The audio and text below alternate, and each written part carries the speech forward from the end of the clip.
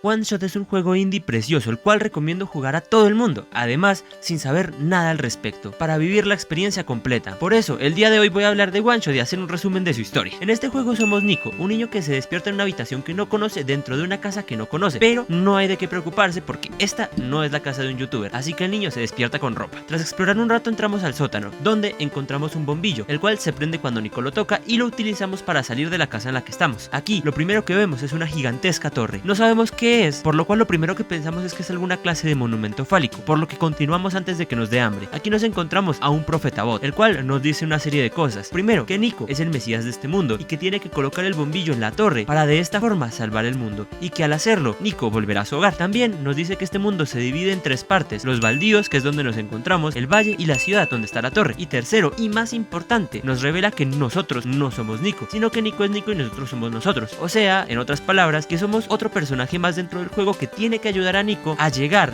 a la torre. Además, Nico se puede comunicar y hablar directamente con nosotros. Y esto no va a ser lo único que rompa la cuarta pared dentro de todo el juego, porque además de eso, el juego va a obligarnos a mover archivos y hacer distintas cosas, pero con nuestro ordenador. Explorando los baldíos nos encontramos con varias cosas. Primero, robots acosadores. Segundo, una mina que no podemos explorar aún. Tercero, una robot llamada Silver, la cual nos entrega un collar. Y tercero, un robot barquero, al cual le mostramos el collar que nos dio Silver y este rastrea el ámbar para llevarnos hacia el valle. Por cierto, durante nuestra exploración de los baldíos conocemos a dos personajes importantes. El primero, la máquina, la cual nos habla mediante ventanas emergentes, y segundo, el autor, el cual nos habla mediante los documentos y a veces mediante computadoras. En el valle conocemos a Calamus y a Lula, un niño y una niña polla, los cuales nos dan una pluma dorada. También conocemos a una mujer planta, la cual se muere dejándonos su semilla, pero pendeja no dura nada, así que no nos importa. Tras dirigirnos a la ciudad conocemos a un hombre mal pagado y con falta de sueño, o sea, un adulto promedio, el cual nos dice que el elevador está completamente dañado, así que lo tenemos que arreglar. Pero antes de poder continuar hacia la superficie de la ciudad, Nico se pone a comer. Aquí llora un poco por su madre y por su mundo anterior, pero nos vale verga y seguimos. El viaje del elevador es un poco incómodo y además, desafortunadamente, no nos podemos besar al asalariado. Llegamos a la ciudad, donde nos dirigimos hacia la biblioteca, donde la bibliotecaria nos traduce un diario que habíamos encontrado por ahí antes. Este nos explica que para poder entrar a la torre necesitamos tres objetos: una pluma dorada, un collar dorado y un dado dorado. Este último nos lo da la propia bibliotecaria. Antes de poder irnos, Nico se decide dormir en la casa de la bibliotecaria, y aquí es donde me voy a permitir hablarles de una teoría que estuve formulando. Durante todo el juego nos podemos dormir en distintas camas que vamos encontrando y así ver los sueños de Nico. En sus sueños nos damos cuenta de que Nico vivía en un pueblo y además vivía solo con su madre. Si sumamos el hecho de que Nico vivía en un lugar subdesarrollado y la falta de una figura paterna, podemos pensar que el mundo original de Nico era una versión furra de Latinoamérica. En fin, continuamos. Vamos hacia la torre, donde la máquina nos detiene, diciéndonos que debemos dejar en paz a Nico y que no deberíamos salvar este mundo. Pero a mí, ChatGPT no me da órdenes, así que seguimos jugando. Con ayuda del autor, que nos habla mediante las páginas faltantes del diario anterior, podemos resolver distintos puzzles. Aquí, tanto la máquina como el autor nos revelan un terrible secreto, y es que no podemos salvar a Nico y al mundo al mismo tiempo, ya que si colocamos el sol podemos salvar el mundo, pero Nico no volverá a su casa. Sin embargo, si rompemos el sol, Nico volverá a su casa, pero el mundo morirá. Aquí la decisión es 100% tuya, y elijas el final que elijas, lo cierto es que solamente hay una oportunidad y no podrás volver a jugar el juego. Pero nosotros no estamos conformes con esto, y como dije, ChatGPT no me da órdenes, así que decidimos buscar la ayuda del autor, que mediante unos documentos nos dice que podemos volver a jugar si borramos los archivos de guardado del juego. Así que hacemos esto y volvemos a jugar. Nico se despierta, pero esta vez recordando nuestro nombre, y tras hacer lo mismo que la vez anterior podemos salir, y al encontrarse al profeta bot, Nico sabe qué tiene que hacer y cómo comunicarse con nosotros. Pero no solamente que Nico pueda recordar ciertas cosas es distinto, sino que además el robot barquero está cubierto por cuadrados. Estos cuadrados son una especie de glitches, los cuales dentro de este mundo consumen todo lo que tocan. Así que nos dirigimos hacia las minas, donde encontramos a un profeta bot, al cual llamamos Proto, el cual le explica a Nico que está dentro de un videojuego. Esto molesta a Nico, pero antes de hacer cualquier cosa, los cuadrados empiezan a invadir la mina, por lo que tenemos que escapar. En este momento, Proto le da su disco de memoria a Nico, debido a que tanto Silver como este robot son consumidos por los cuadrados. En fin, pendejos no duran nada y continuamos con nuestra aventura. Llegamos al valle, donde nos encontramos con los niños polla. Esta vez nos llevan a ver a su madre y pensamos, Sugar, pero caracoles. Bueno, no es momento de ponerse tristes, porque si no los tiesos vamos a ser nosotros. Aquí conocemos a Cedric, el hijo del autor, el cual nos puede llevar a la ciudad. Le damos el disco de memoria de Proto y llegamos a la ciudad. Aquí, el barco es atrapado por los cuadrados. No será posible salvar a Calamus y a Lula. Pero bueno, como dijo el Rubius, haber estudiado, y continuamos. Llegamos a la ciudad, donde vemos que Cedric se dirige hacia los laboratorios, pero estos se derrumban, así que pendejo, no dura nada. En serio que nadie está durando nada en este juego, pero en fin, no es nuestro problema. Conocemos a Rue, una zorra, la cual nos acompaña hacia la torre del reloj. Aquí, al darse cuenta que Cedric y Proto no están, nos dice que solo nos queda aceptar nuestra muerte, porque no podemos continuar sin ellos. Rue nos cuenta un poco del lore de este mundo, así que procederé a explicar un poco de la historia que tiene. Nos dice que todo el mundo en el que estamos es creación del autor, quien dio su propia vida para que este mundo pudiera funcionar. Sin embargo, nunca llegó a hacerlo del todo, porque los cuadrados siempre terminaban por invadirlo absolutamente todo, y era un error que el autor no podía corregir. Además nos dice que este mundo necesita 3 cosas para poder existir: una persona de otro mundo, que sería Nico; la máquina, que sería todo lo que es el mundo; y finalmente nuestro computador. Además también nos dice que el autor había preparado un final feliz, en el cual Nico podía volver a su hogar y el mundo era salvado, pero este código se había perdido hace mucho tiempo, así que tanto Cedric como Proto como ella eran los encargados de ayudar a Nico a recuperar este código, pero claro, no podían recuperarlo sin nosotros. Durante todo el juego varios personajes nos hablan acerca de un robot domado,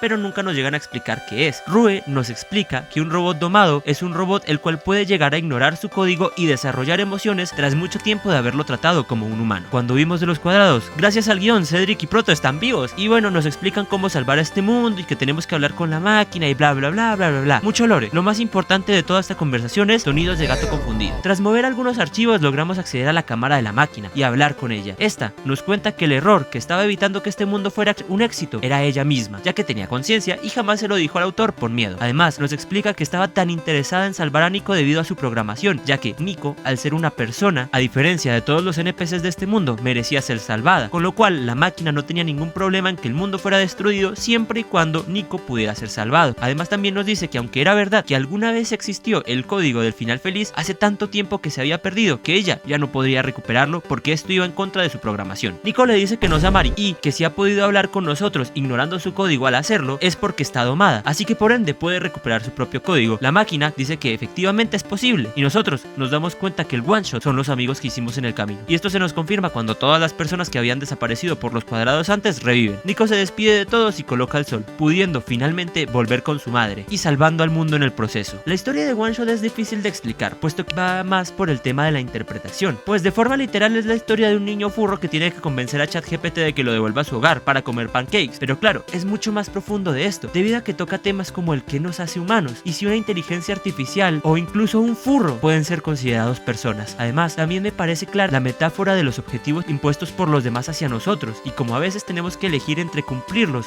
o buscar nuestro propio beneficio, aunque esto afecte a los demás. Esta clase de juegos es más de interpretación, y por eso mismo es que yo hablaba antes de que estos juegos es mejor jugarlos sin saber absolutamente nada, puesto que la experiencia de poder jugarlo, vivir la historia e interpretarla a tu propio modo es una cosa invaluable. Por eso mismo me encantaría que tú compartieras tu interpretación de la historia de este videojuego en los comentarios, para poder saber y complementar un poco más lo que puede significar todo este videojuego. Y yo lo único que tengo para decir es una pregunta: ¿cuándo es que Nico one-shotea a todo el mundo?